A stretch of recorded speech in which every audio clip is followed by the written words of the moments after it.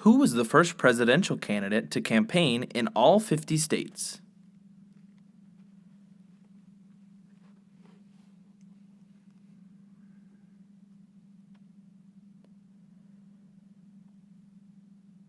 Answer: Richard Nixon. Nixon literally wore himself out in the 1960 campaign, stumping in all 50 states. He banged his knee on a car door in Greensboro, North Carolina, which led to an infection that kept him hospitalized and off the campaign trail for 2 critical weeks. His opponent, John F. Kennedy, used a different strategy in his campaign, targeting the states with the most electoral votes and offering the visionary message, leadership for the 60s. Despite his tireless efforts, Nixon narrowly lost the popular vote. During whose presidential campaign were photographic portraits of the candidates first distributed?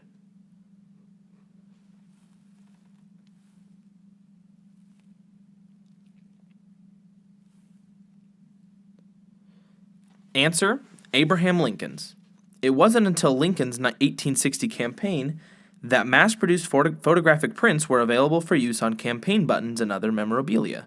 This was made possible by a new photographic technology, the tintype or ferrotype process. For the first time, voters from all parts of the United States could actually see what a candidate looked like. The 1860 buttons for Lincoln show a clean-shaven candidate, as opposed to his 1864 re-election buttons on which he sports his famous beard. Which presidential candidate made the first sound recordings of campaign speeches?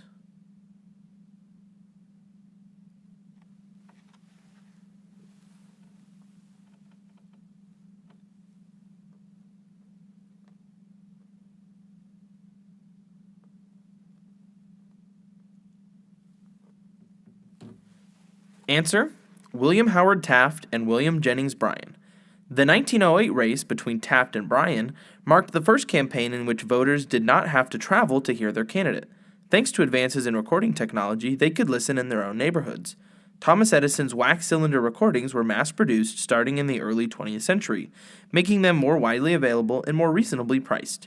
Local theaters capitalized on the use of recordings, providing a venue for those wanting to listen to the real live voices of the candidates. Who was Old Hickory?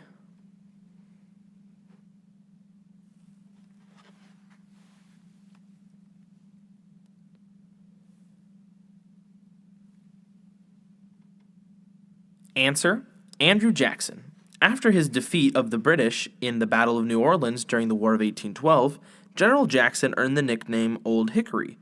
Jackson had been ordered to march his Tennessee troops to Natchez, Mississippi, but when he arrived, he was told to disband his men because they were not needed. Jackson refused and marched them back to Tennessee. Because of his strict discipline on that march, his men said that he was tough as hickory. Jackson exploited that nickname in his 1828 presidential campaign, using the image of a hickory tree on leaflets, broadsides, and banners. Who was Young Hickory?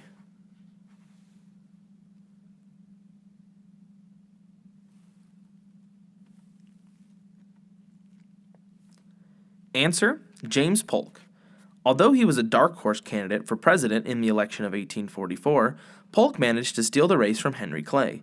Polk's support for the annexation of Texas, which would come into the Union as a slave state, won him the Southern vote, but he received his share of abuse from the press during the campaign. As a protege and loyal supporter of Andrew Jackson, popularly known as Old Hickory, Polk was given the nickname Young Hickory.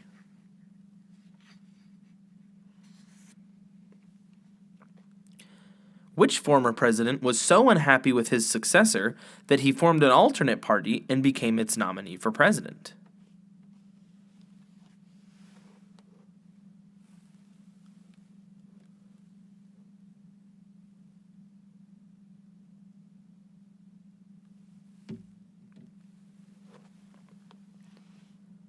Answer: Theodore Roosevelt. After leaving the presidency, the energetic Roosevelt traveled to Europe and Africa. On returning home, however, the former president could not sit still. Unhappy with the administration of his successor, William Howard Taft, Roosevelt formed the Progressive Party, also known as the Bull Moose Party because of its moose mascot. Roosevelt's entry into the 1912 presidential race divided Republicans between him and the sitting president, ultimately handing the victory to Democrat Woodrow Wilson.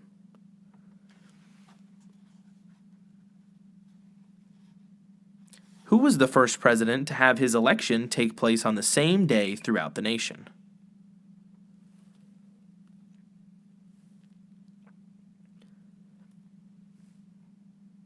Answer: Zachary Taylor. The election of 1848, in which Old Rough and Ready triumphed over Lewis Cass, was the first time that voting for president and vice president took place nationwide on the same day, November 7th. The only state that did not participate was South Carolina, which left the selection of electors to its legislature. Taylor captured 163 of 290 electoral votes. Who was the first African American to win nomination as the candidate of one of the two major parties?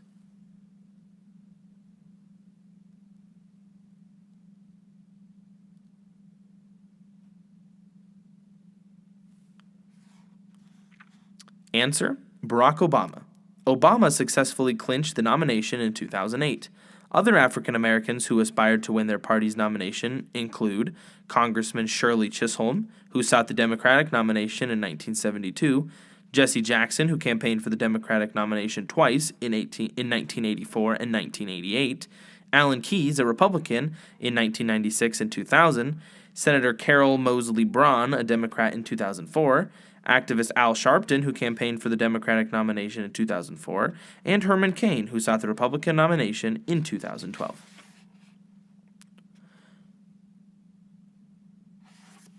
Which First Lady was her husband's unofficial campaign manager?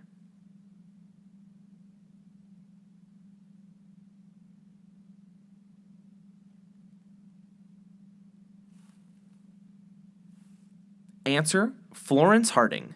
Prior to his entering politics, Mrs. Harding worked with her husband when he was the editor of the Marion Star newspaper. As business manager for the paper, she virtually ran the operation. Mrs. Harding later participated actively in Harding's 1920 presidential campaign. She once said, quote, "I know what's best for the president. I put him in the White House." During whose campaign was the modern political button patented?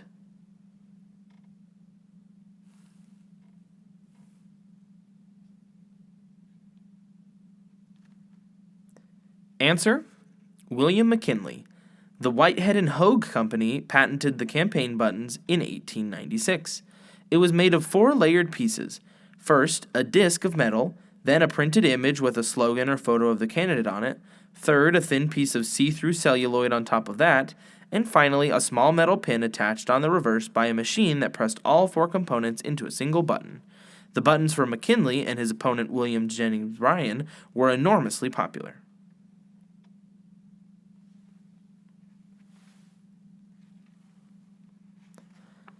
Which candidates participated in the first televised debates?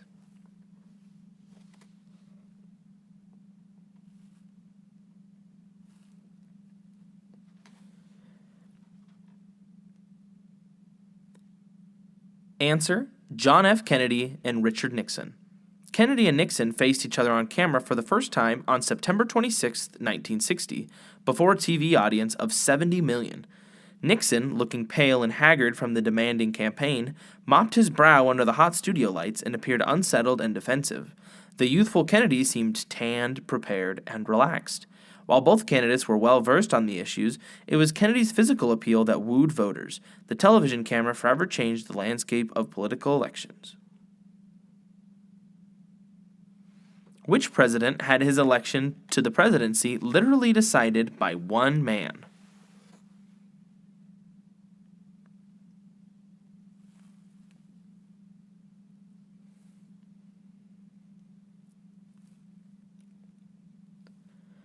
Answer: Thomas Jefferson.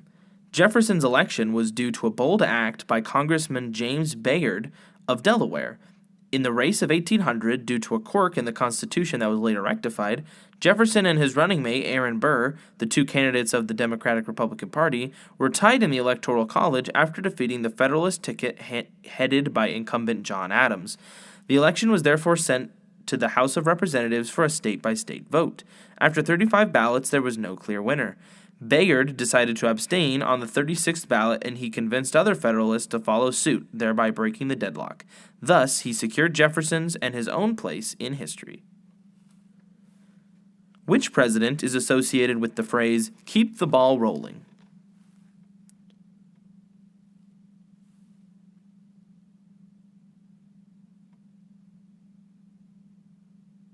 Answer, William Henry Harrison.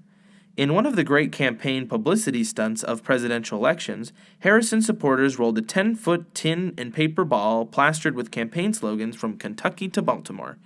This activity gave rise to the song lyrics, quote, "What has caused this great commotion, motion, motion, our country through?